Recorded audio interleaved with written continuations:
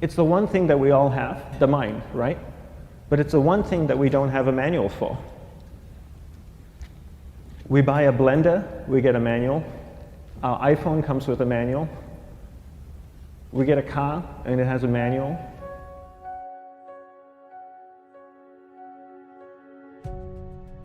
Nobody teaches you how to use the mind. There's no manual for the mind. So this, I think, is one of the most essential things in making progress in our life, is really understanding how our mind works. It's the one thing that we have to live with 24 hours a day, 7 days a week. We have no choice. Imagine if most of you slept 8 hours a day, which most of you don't.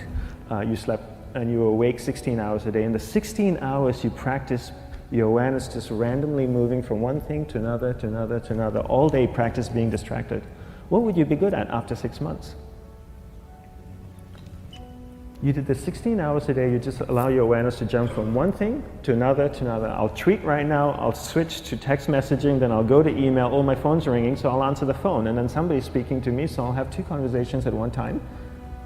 And I'll just do this 16 hours a day, 7 days a week. So you get it being good at distracted.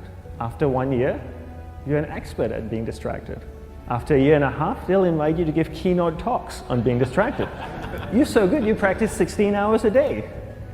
So the same works for the opposite. If you practice being concentrated 16 hours a day, what would you become good at?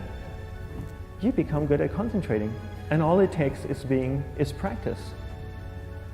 By just doing one thing at a time.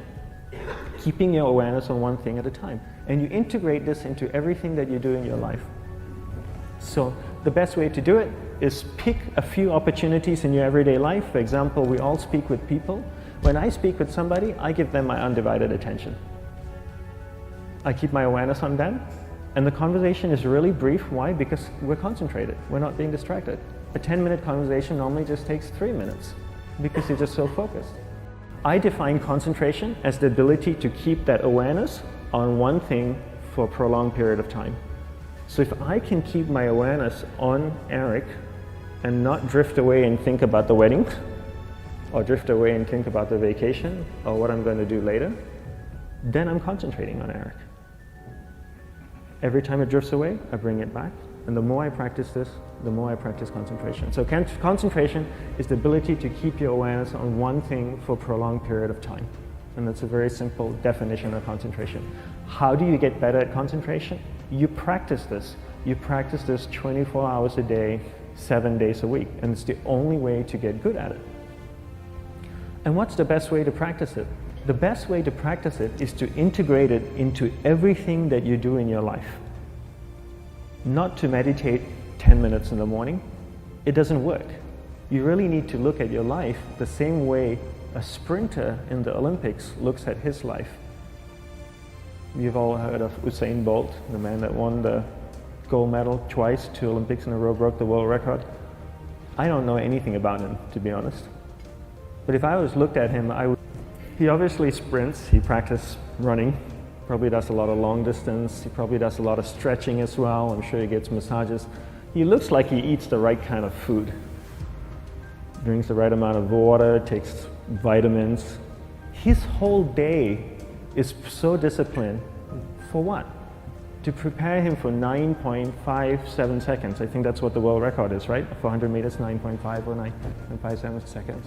His whole day is preparing him for that short time, not the other way around. A lot of people say, you know what, I need to be more concentrated. So you know what, I'm going to meditate in the morning, I'll sit down for 2 minutes. Okay, now I'm Zen master. And the remaining 23 hours and 58 minutes, they just go about being ordinary and crazy.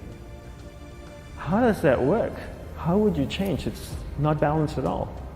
So if for 23 hours and 58 minutes you were not being concentrated, you allowed your awareness to jump from one thing in your mind to another thing, to another thing, to another thing, to another thing, in an uncontrolled way, what would you be good at?